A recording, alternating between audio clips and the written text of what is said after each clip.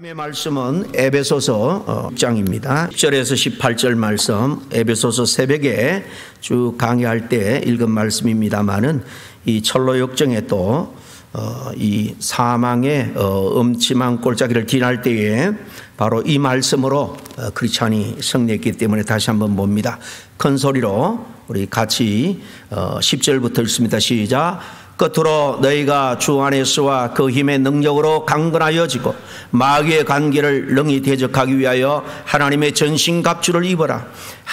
우리의 씨름은 혈과 육을 상대하는 것이 아니요 통치자들과 권세들과 이 어둠의 세상 주관자들과 하늘에 있는 악의 영들을 상대함이라. 그러므로 하나님의 전신갑주를 취하라. 이는 악한 날에 너희가 능히 대적하고 모든 일을 행한 후에 서기 위함이라.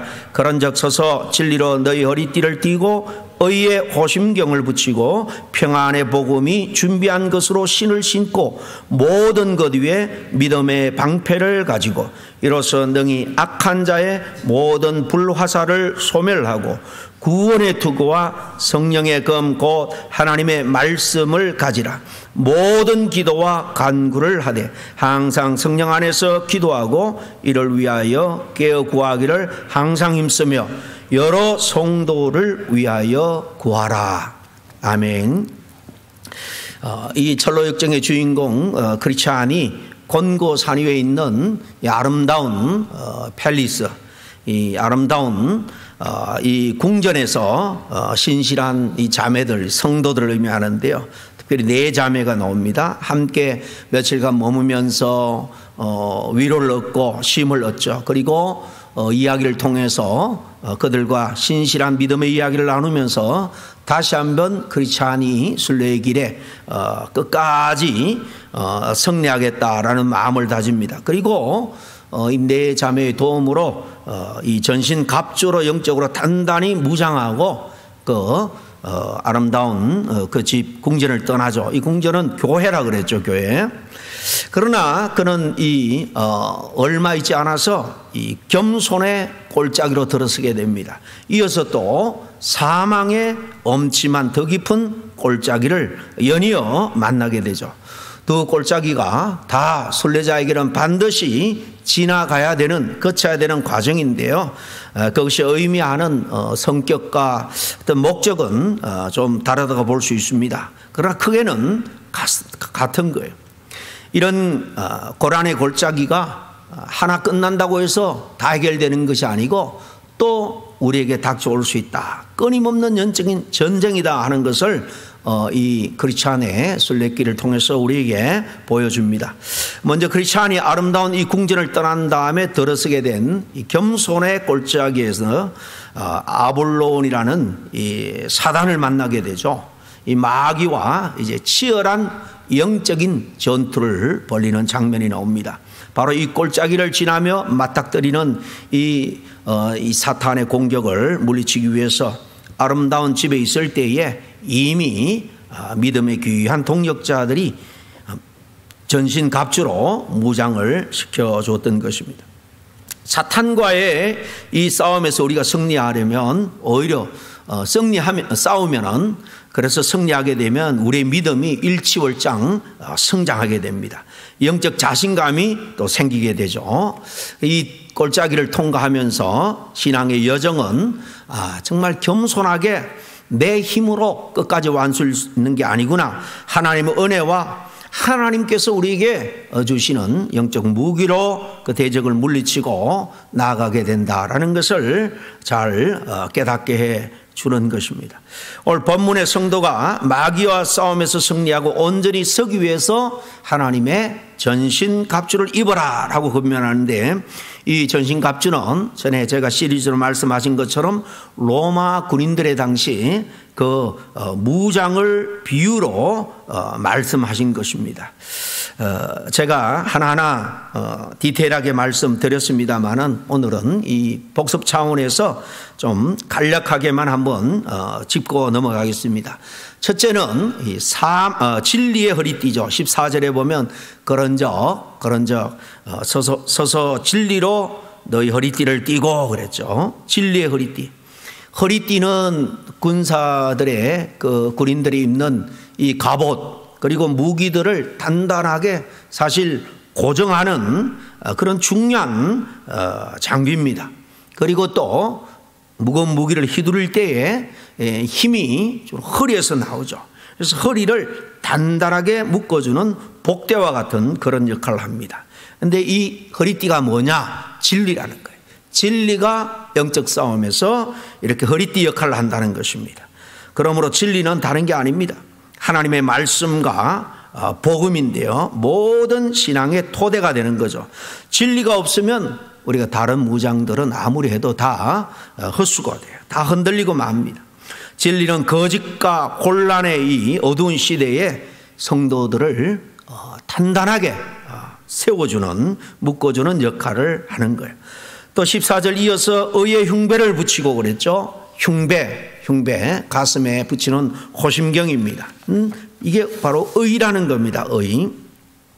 흉배는, 호심경은 이 가장 중요한 가슴, 심장을 보호하는 방어구죠. 하나님의 이 의, 하나님의 의가 뭡니까? 우리가 삶으로 의롭게도 살아야 됩니다만 먼저는 하나님의 의를 덧입어야 되죠. 예수 그리스도를 통해서 우리 죄를 속량해 주시고 믿음으로 죄 없다 인정받는 것, 이거는 하나님의 의로 가능한 것입니다. 바로 그 하나님의 의와 또 우리가 살아가면서 하나님의 뜻대로 살고 하나님 보시기에 아름다운 모습으로 우리는 성장해 가야 되죠. 이것을 sanctification, 성화라고 하는데요. 바로 의로운 삶을 계속해서 추구해 나가는 것입니다. 바로 하나님의 의와 또 이런 삶의 의를 추구함으로 인해서 우리의 마음, 우리의 그리고 영혼을 죄와 정죄로부터 우리 자신을 보호해내는 것입니다. 15절에 보면 평안의 복음이 준비한 것으로 신을 신고 그랬습니다. 평안의 복음이 준비한 신, 평안의 신발입니다. 신은 군인이 안정적으로 움직이고 뛰게 하죠. 그리고 멀리까지 가게 하고 이 장기간의 싸움을 잘 버티게 해주는 겁니다. 이 신발이 복음이라는 거예요. 복음. 이 평안의 복음에 준비한 신. 이 복음은 평안을 주고 전쟁터 같은 이 세상 속에서 담대하게 움직이게 할 뿐만 아니라 복음을 또한 전하는 사명을 잘 감당하게 하는 겁니다. 넷째는 믿음의 방패가 나오죠. 믿음의 방패. 16절에 모든 것 위에 믿음의 방패를 가지고 그랬죠. 방패는 뭡니까? 화살 그리고 창을 막아내는 방어무기죠. 이 믿음은 사탄이 쏘는 불화살, 그는 우리에게 의심을 불어넣는 그런 화살일 수도 있고요. 또 두렵게 하고 유혹해 하는 그런 것일 수 있습니다. 그런 것들을 막아내는 겁니다. 그래서 책에 보면 아블론이 이 불화살을 쏠 때에 크리스찬이 믿음의 방패로 잘 막아내는 장면을 잘 그리고 있습니다. 다섯 번째는 구원의 투구입니다. 17절에 구원의 투구를 받고 그랬죠. 투구는 머리를 보호하는 아주 중요한 그런 장구죠. 구원의 확신은 성도가, 우리 성도들이 정말 절망과 불신과 혼란에서 이 우리의 머리, 우리의 정신을 굳게 지키게 하는 거예요. 구원의 소망이 있어야지 영적인 전쟁에서 흔들림 없이 우리는 나설 수가 있는 겁니다. 마지막으로 무기 중에 하나는 바로 성령의 검입니다. 17절에 성령의 검, 곧 하나님의 말씀을 가지라. 이 검은 바로 유일하게 검은 이 공격용 무기인데 하나님의 말씀이라는 거예요. 예수님이 공생에 시작할 때에 40일 금식한 다음에 사단이 여러 가지로 약점을 가지고 유혹하죠. 그때 주님이 약속의 말씀, 구약의 말씀을 가지고 다 그 공격을 물리치는 것을 우리가 잘 압니다.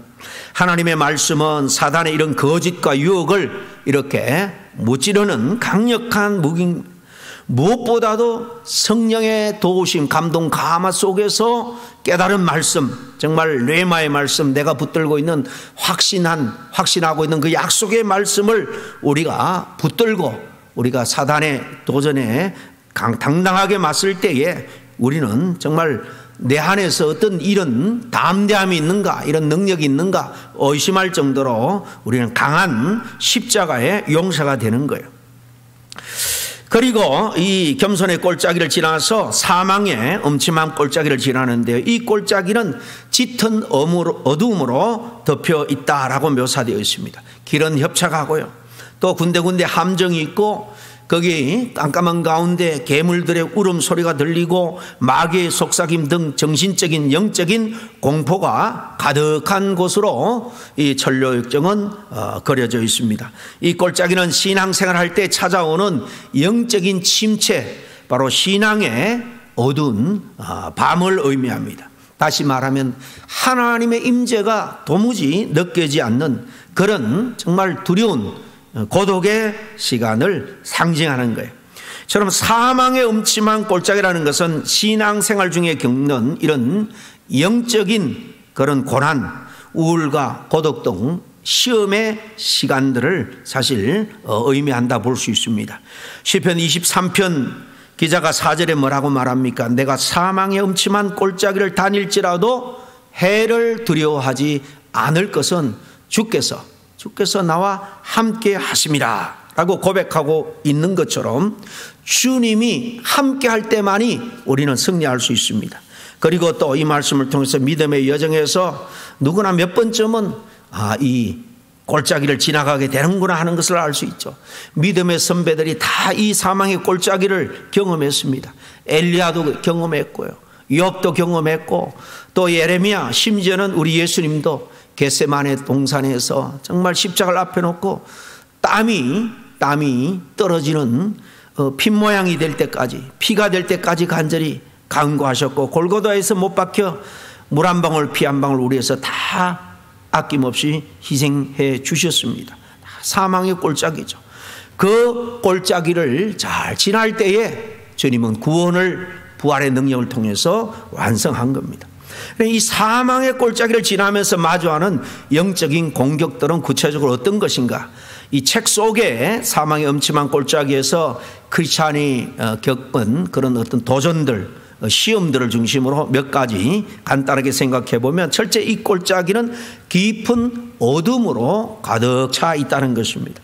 이건 다름이 아니라 우리가 살아가면서 아까도 말씀드린 것처럼 하나님이 안 계시는 것 같은 하나님의 부재를 느끼고, 따라서 하나님이 도무지 나와 함께 하지 않는구나, 돕거나 보호하지도 않는구나, 그런 영적으로 정말 어두운 때가 있죠. 바로 그런 생활을 여기 영적 어둠으로 표현했어요. 그리고 또 크리스찬이 불타는 지옥문 입구를 이 골짜기에서 지나게 됩니다. 그때 사악한 마귀가 온갖 하나님을 모독하고 비방하고 조롱하는 말로 막 속삭입니다. 그런 그 소리가 자기 자신의 마음속에서 우러나오는 그런 생각이라고 착각할 정도입니다. 그래서 우리가 어려움을 당할 때 하나님이 적극적으로 도와주지 않는 것 같을 때에 나도 모르게 우리는 어떻게 믿음 없는 자처럼 불신하고, 때로 하나님을 비방하고, 나아가서 하나님의 영광을 가리는 모독하는 경우도 있죠. 바로 그런 상황을 말할 때 크리스천은 그런 생각에 그런 상황을 말하는데요, 그렇지 않은 그런 생각에 괴로워할 때에 다시 시편 말씀을 통해서 힘을 얻습니다. 그 4절 말씀, 내가 사망의 음침한 골짜기로 다닐지라도 해를 두려워하지 않을 것은 주께서 나와 함께 하심이라.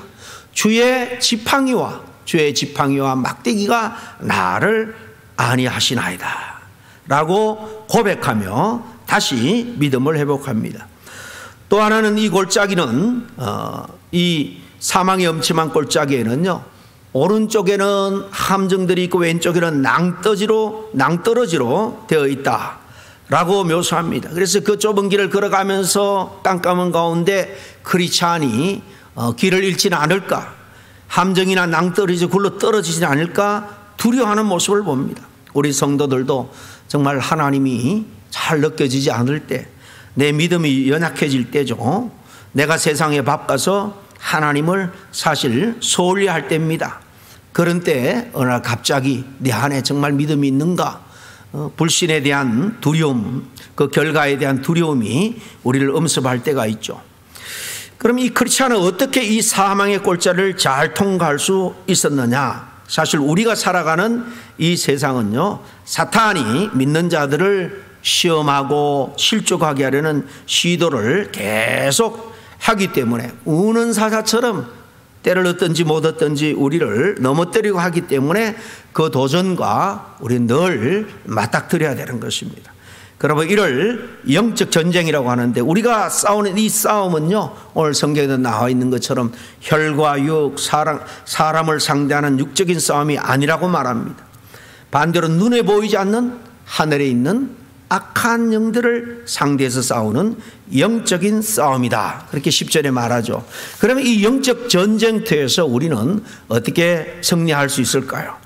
앞에 골짜기에서 무장을 통해서 승리한 것처럼 우리는 계속해서 하나님의 전신갑주로 무장하고 절대로 무장을 해제해서는 안 됩니다. 먼저 우리 하나님이 주신 영적 무기로 무장하고 담대히 늘 그 영적 전쟁에 맞서야 됩니다.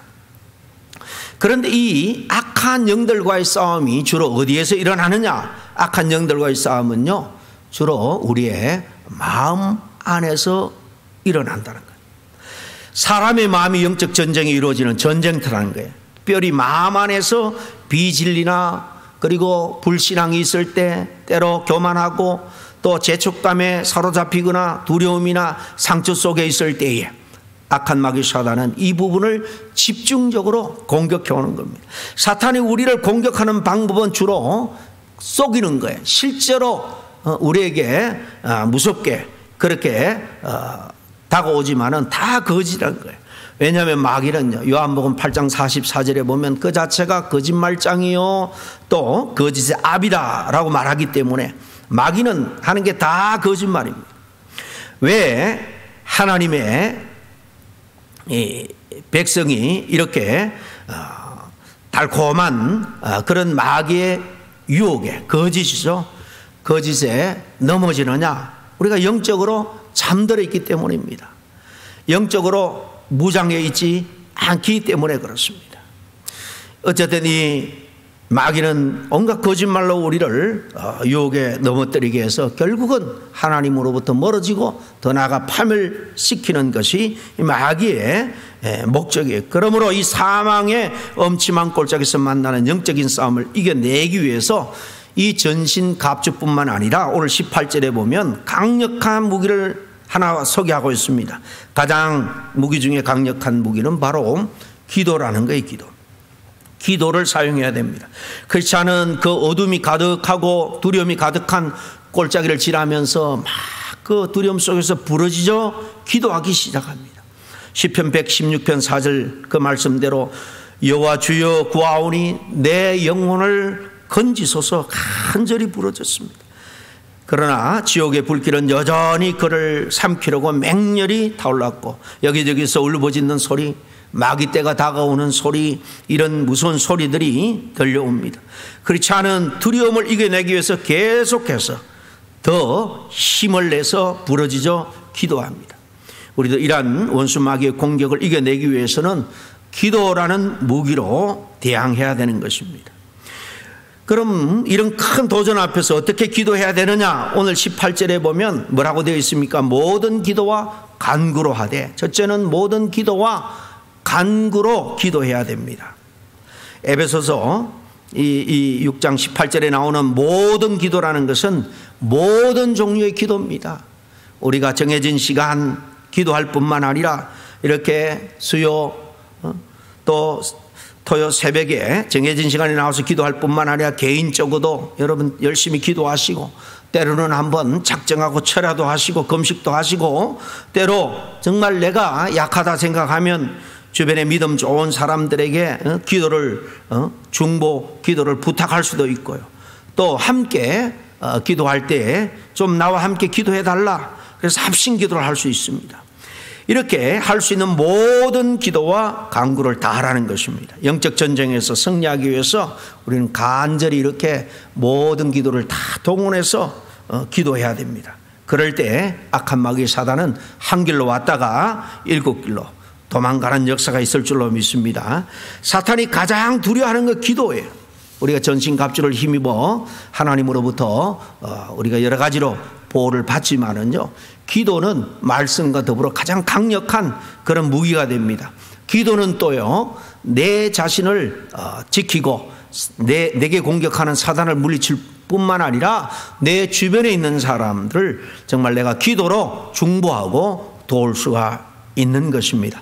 둘째로 항상 성령 안에서 기도해야 된다 그랬죠. 18절에 항상 성령 안에서 기도하고, 이 말은 성령의 도심 가운데 성령의 인도하심을 따라 기도하라는 것입니다. 성령을 의지할 수 있기를 바랍니다. 정말 답답하고 그럴 때 성령이여 나를 주장하소서, 내 지정의를 내 영을 주장해서 내 마음 생각 내 영적인 고민 다 성령께서 새롭게 하시고 분명하게 하시고 인도해 달라고 우리는 성령께 의탁하는 기도를 드려야 됩니다. 심지어 성령님은요, 우리가 무엇을 기도해야지 모를 때에도 말할 수 없는 탄식으로 우리를 위해서 대신 또 중보해 주는 그런 분이기도 합니다. 그러므로 우리는 성령님의 의지하고 성령님의 도움받기를 힘써야 될 줄로 믿습니다. 마지막 그 18절에 깨어 구하기를 항상 힘써야 한다 그러죠. 깨어 구하기를, 성령의 인도하심을 따라 기도하기 위해서 깨어 구하기를 항상 힘써야 한다. 마귀는 우리보다 더 강합니다. 마귀가 부리는 악한 영들이요, 얼마나 큰 군대인지 모릅니다. 그렇기 때문에 가고 조직적으로 우리를 공격하기 위해서 때로는 일사불란하게 도전해 옵니다.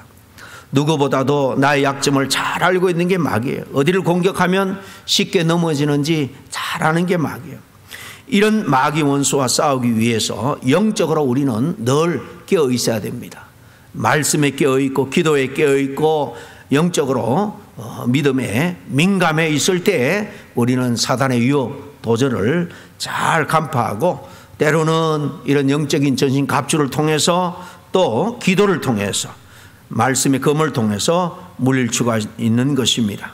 주님께서도 마태복음 26장에 시험에 들지 않게 깨어 기도하라 그랬잖아요. 겟세마네에서 사탄이 우리에게 여러 가지 불화살을 쏘아댈 때 깨어 기도하는 사람은 능히 그 불화살을 믿음의 방패로 막아낼 수 있지만, 기도하지 않을 때에 그 불알에 맞아 다 시험에 들고 시름시름 앓다가 결국 하나님을 떠나게 됩니다.